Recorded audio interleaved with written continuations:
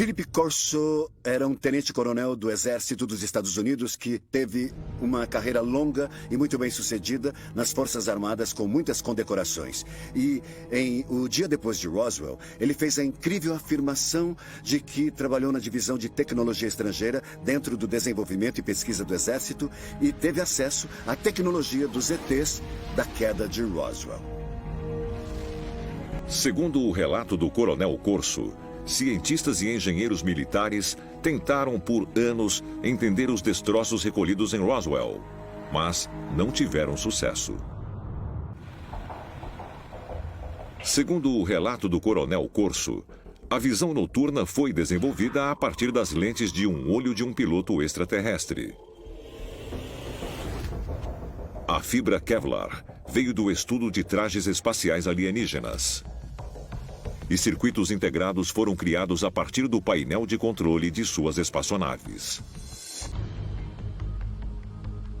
Em seu livro, o Coronel Corso afirmou que ele passou os materiais e informações alienígenas para companhias high-tech sob o pretexto de que eram tecnologia estrangeira recentemente adquiridas.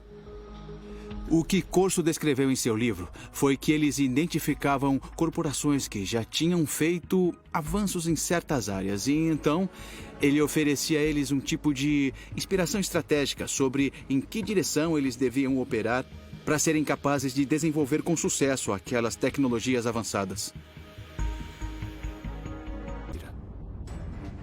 O Coronel Corso também afirmou que a engenharia reversa de várias espaçonaves caídas não se limitava aos Estados Unidos, mas acontecia no mundo todo. E o financiamento para a pesquisa e desenvolvimento dessa tecnologia extraterrestre exigiu uma trama elaborada. Uma trama que também funcionaria como uma distração do aumento dos avistamentos de OVNIs. A Guerra Fria. A Guerra Fria nunca foi realmente uma guerra. Foi um acordo entre a Rússia e os Estados Unidos, de que nós daríamos a público outra coisa com que se preocupar. Bombas atômicas caindo sobre suas cabeças, para não pensarem sobre OVNIs e discos voadores. Durante a Guerra Fria, quando a Rússia era supostamente nossa inimiga, nós tínhamos uma base militar conjunta no Polo Sul com os russos. E tínhamos uma base espacial conjunta com os russos também. Então precisamos nos perguntar o que estava acontecendo. Eu acredito que governos por todo esse planeta têm escondido o conhecimento de visitas e quedas extraterrestres neste planeta. Eles não nos dizem a verdade. Tivemos quedas na Rússia, tivemos quedas em Roswell, Novo México, tivemos uma queda em Cabo Girardeau, Missouri. Está acontecendo por todo o planeta. A grande pergunta é por quê? Tell us what's in the book and how it's doing. Yeah.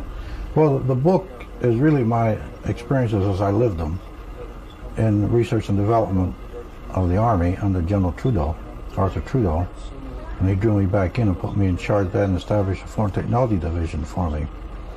And these were the artifacts on a crashed flying saucer, which we used the word applied engineering. Was Dr. Teller, who's still alive, knows he helped him.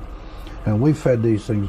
He gave me the job of finding industry or scientists that were close to these items and feed us to them in normal R&D projects. And you're saying these items came from somewhere else? They came from a flying saucer. How do you know that? Because they were marked in the files as coming from New Mexico.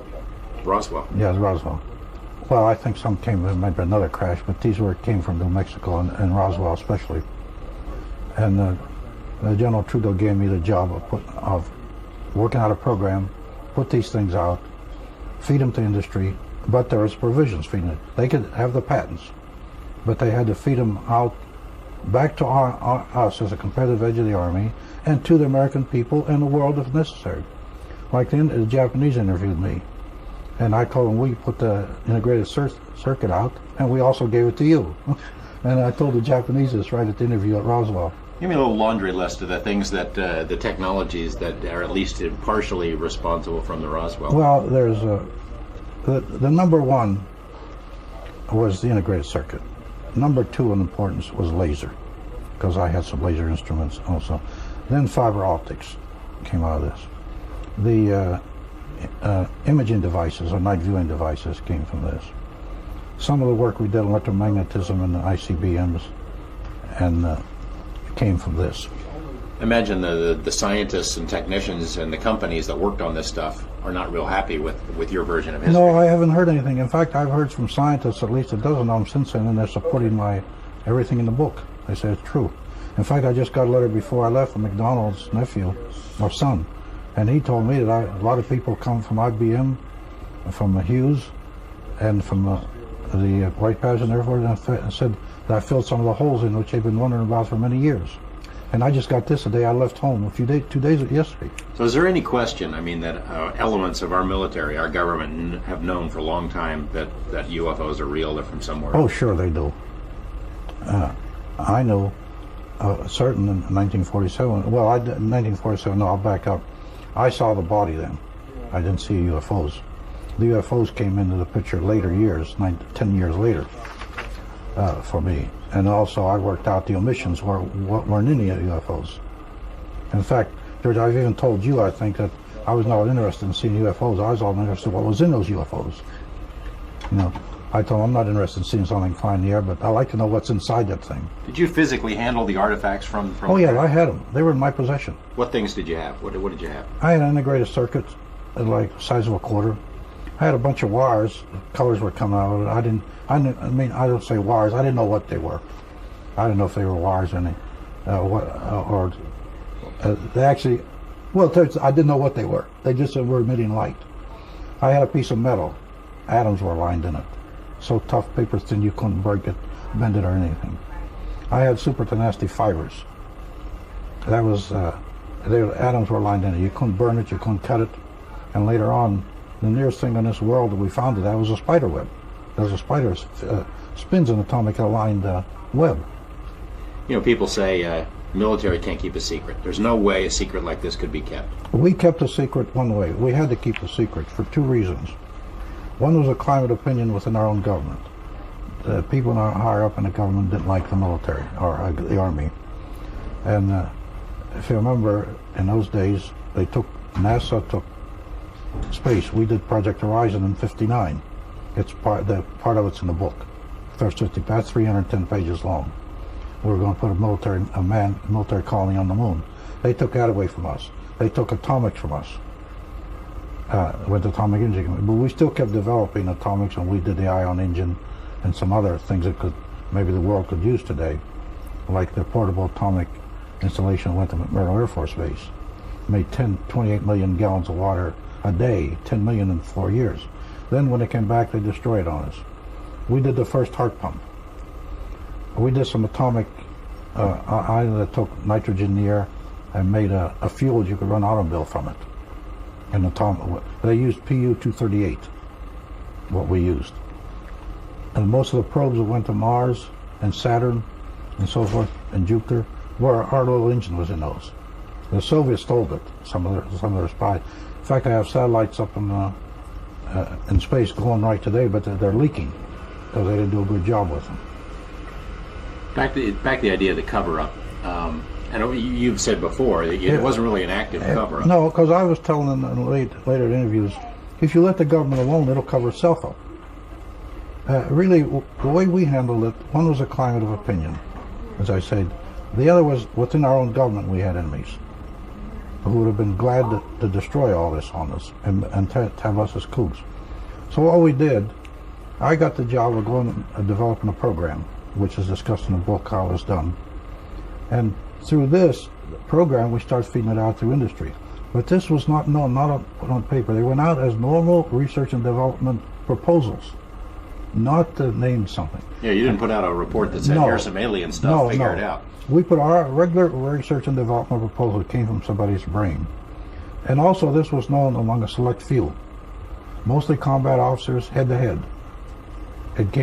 We kept this among ourselves, because otherwise we were certain that they would have destroyed our organization, and we had a good organization. General Trudeau pulled it together just a couple years before. They would have destroyed our organization and labeled us as kooks and taken our budget away. So it had to be. We didn't cover because we gave it to industry with the provisions, and I'll repeat this, the provisions were come back to us with what you prove, the competitive edge of the Army, give it to the people and to the world if necessary, and take the patents. We encourage you to take the patents. And I have this in paper written by generals in 1963. What do you think it is now? I mean, your organization, that organization's gone. All the people who are involved are gone. Yes, it's gone. Do you suppose there are still people who are active in this? Well, George, all I can tell you, yes, I had some things happening just a few weeks ago, and I won't name where it happened. I had 2 colonels come up to me in uniform and say it's true, all this happened. I had a lieutenant colonel came up to me and says, I worked at Hangar 51. It's true. What you say in the book is true. I had a captain come up to me in uniform. It was on the military base. Said he'd been test piloting a B-2, and what I said in there was true. And I have other scientists call me. The first one endorsed me was our friend down in Austin. He was very proud. He called me up. He said, I endorsed you. I thought, well, thanks. And I've had other scientists call me lately. And just a few days ago, 2 days ago, I got this letter from McDonald's. And he's going to get his father to talk to me. Because he was a big NASA consultant. And NASA also now has Project Horizon, the whole 310 pages. And they were amazed. And Hal put it out, gave it to them. And they were amazed at such a document. And also, I went to Senator Glenn about a year and a half ago, and he was interested in the cart we made that ran with water. The fluid hydrodynamics came from the saucer. And also, he wanted Project Horizon, which I gave him a copy. And Senator Glenn, by the way, he's in the news lately. I asked him, I told him about flying saucers, and he said, well, Colonel, I'm an agnostic. And I told him, yes, but Senator, you didn't say you didn't believe. And he laughed. He sort of smiled when he said, but that's what he told me actually in his office. Yeah, you said a couple of other military people have come forward and said, yeah, yes, just in the last few days. Any people from that other era that have come forward to support it and said, yeah, Phil, I was there when you were there? Yes, a couple people. Publicly? Yes, not publicly, because I say I don't have the right to put their names out in public unless they decide to do it themselves. Got any grief? Has anyone from military or government told you, hey, you're doing the wrong thing? No, nobody. I haven't had I had a few critics, but one of the critics that you know about, he shook hands with me out there, and then they said he was afraid to death. I don't know what for, but anyway, he came up and shook hands with me. And as critics, I figured this is the truth. What about the press reviews of the book? They've been excellent. Most of the reviews have been excellent. I just got one the other day from Michael Lindham, and it was an excellent job. In fact, Hal sent it to me and said, amazing, extraordinary article. I have that outside in my case. But they all so far, it's all been receptive, and but the biggest thing, they're confirming it. And the biggest thing that I was impressed with when I was in Roswell and Albuquerque and places, were the people coming up to me with their children, want me to talk to their young children. At Albuquerque, a Hispanic woman with a 9-year-old boy sat for 3 hours.